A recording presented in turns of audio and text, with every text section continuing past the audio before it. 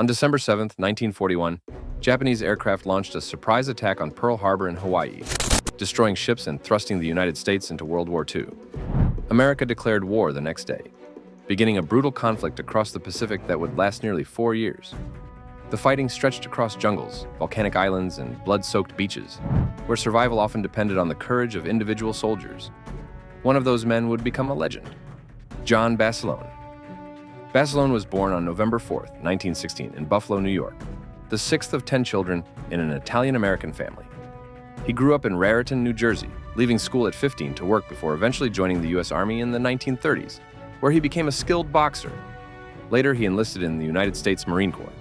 His life would change forever in 1942 on the island of Guadalcanal in the Solomon Islands, where U.S. forces launched their first major offensive against Japan and seized a strategic airfield later known as Henderson Field. The island soon became the center of a fierce and deadly battle. Both sides knew its importance, and both sides were willing to fight to the death to control it. By October of that year, Japanese forces were preparing a massive counterattack to retake the airfield and drive the Americans from the island. Thousands of Japanese soldiers moved silently through the jungle, planning to overwhelm the Marine defenses under cover of darkness. On the night of October 24, 1942, the attack began. Sergeant John Basilone was commanding 2 machine gun sections from the 1st Battalion, 7th Marines. His unit was responsible for defending a narrow section of the perimeter near the Tenarue River, one of the many vulnerable points guarding Henderson Field. As darkness fell, the Marines dug in and waited. Then the jungle erupted. Japanese artillery, mortars, and grenades slammed into the Marine lines as wave after wave of soldiers surged forward through the trees. The attackers numbered nearly 3,000 men, part of a powerful regiment determined to break through the defenses. The Marines holding that position were vastly outnumbered, but retreat was not an option. The fighting quickly turned chaotic. Machine guns roared as Marines desperately tried to hold their ground against the relentless assault. Basilone moved constantly between positions, checking on his men and making sure their guns continued firing. Then disaster struck. One of the machine gun crews was knocked out by enemy fire, leaving a dangerous gap in the defensive line. If the Japanese broke through that point, the entire perimeter could collapse. Without hesitation, Basilone grabbed nearly 90 pounds of ammunition and weaponry and sprinted across 200 yards of open ground toward the silent gun pit. Enemy fire ripped through the darkness around him. Along the way, he encountered Japanese soldiers who had already penetrated the lines, ending them with his Colt .45 pistol before continuing forward. When he reached the damaged gun position, he quickly brought the weapon back into action. But the night was far from over. For hours, Basilone ran back and forth between the different gun pits, delivering ammunition to desperate Marines and repairing jammed weapons, while the enemy closed in from all sides. The machine guns fired so relentlessly that their barrels became dangerously hot. Normally, Marines used heavy gloves to swap barrels safely, but during the chaos, Basilone lost his gloves. It didn't stop him. At the height of the battle, he grabbed the blazing hot barrel of a machine gun with his bare hands and continued firing, burning his arms but refusing to let the weapon fall silent. The attackers kept coming. Bodies began piling up in front of the Marine positions, creating a gruesome barrier that actually blocked the field of fire. At one point, Basilone had to leave the safety of the trenches just to push the bodies aside so his guns could continue shooting. For 3 days and 3 nights, the fighting continued. Basilone barely slept. He barely ate. Yet he remained everywhere at once, repairing weapons, carrying ammunition, directing fire, and personally engaging enemy soldiers when they got too close. By the time the Japanese finally retreated, the battlefield in front of the Marine lines was covered with the bodies of hundreds of attackers. Out of the original defenders in Basilone's section, only 3 Marines were still standing. Basilone himself had killed at least 38 enemy soldiers during the battle. Those who saw him afterward described a figure that seemed almost unreal. One wounded Marine later recalled Basilone appearing barefoot, his face blackened with gunpowder, his eyes burning red from exhaustion and lack of sleep. Despite the devastation, Basilone's concern was not for himself. He simply came to check on his wounded men.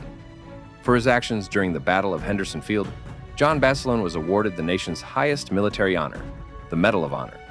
But the recognition never changed him.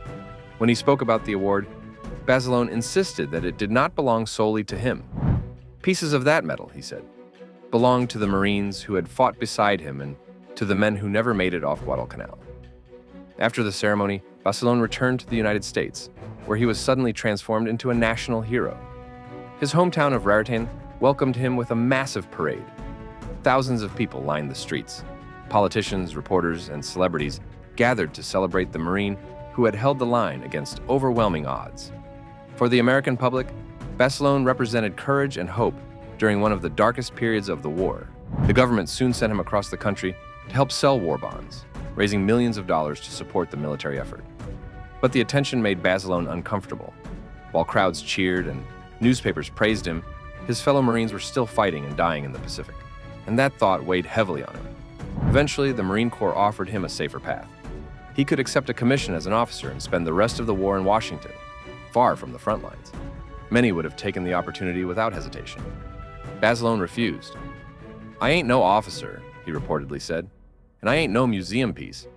I belong back with my outfit." Instead of remaining in the spotlight, Basilone quietly returned to training, preparing once again for combat. During this period, he was stationed at Camp Pendleton in California. It was there that he met another Marine, Sergeant Lena Riggi. Their connection was immediate. In the middle of a war that seemed to consume everything, the two Marines found a brief moment of happiness together. They married in 1944, but the war was far from over. Soon after, Basilone received approval for his request to return to active combat duty. He was assigned to Company C, 1st Battalion, 27th Marines, part of the 5th Marine Division, preparing for one of the most dangerous operations of the entire war, the invasion of Iwo Jima. Iwo Jima was a small volcanic island located between Japan and the Mariana Islands. Its airfields made it a vital strategic target, and Japanese forces had spent months transforming it into a fortress. Japanese defenders turned Iwo Jima into a fortress of bunkers, tunnels, and hidden guns.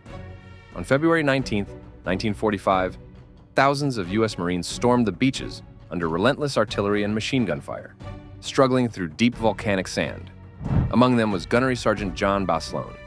When his unit was pinned down by a fortified blockhouse, Basilone flanked the position and destroyed it with grenades and demolitions, allowing the Marines to advance. Moments later, he guided a trapped Marine tank through a deadly minefield under heavy fire, saving the vehicle and its crew. Soon after, a Japanese mortar exploded nearby, killing Basilone at just 28 years old. For his actions on Iwo Jima, he was posthumously awarded the Navy Cross and the Purple Heart. Today, he rests at Arlington National Cemetery, remembered as a Marine who turned down fame to return to the battlefield and fight beside his men. To the Marines who fought beside him, Basilone was more than a decorated hero. He was a leader who stood his ground when everything seemed lost. One remarkable detail about John Basilone's legacy is that he remains the only enlisted U.S. Marine in World War II to receive both the Medal of Honor and the Navy Cross. Even more unusual, he also earned the right to wear the Presidential Unit Citation with a special device for his actions on Guadalcanal. Today, Marines still shout his name during training and ceremonies as a symbol of determination and sacrifice. From the jungles of Guadalcanal to the black sands of Iwo Jima, Basilone's story continues to remind people that history is often shaped by the courage of a single individual who refuses to give up.